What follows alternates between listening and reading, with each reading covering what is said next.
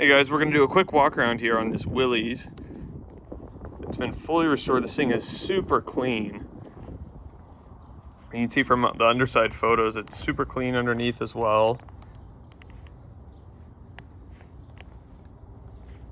It's an absolute blast to drive.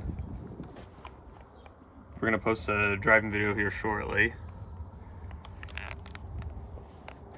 Windshield does flip open, and the whole entire windshield does fold down. Let's take a look under the hood here. Fires right up every time. We also posted up the compression photos. I believe there's another badge right there. Posted up compression photos so you can see in the gallery. We have the fuel tank right there, underneath the driver's seat, and on the passenger side, the seat's not bolted down because there's a little storage cubby right here. The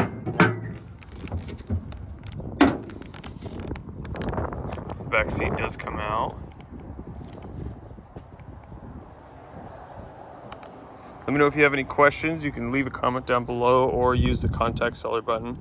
And if you need a shipping quote, also use the contact seller button. We'd be happy to help out. Good luck.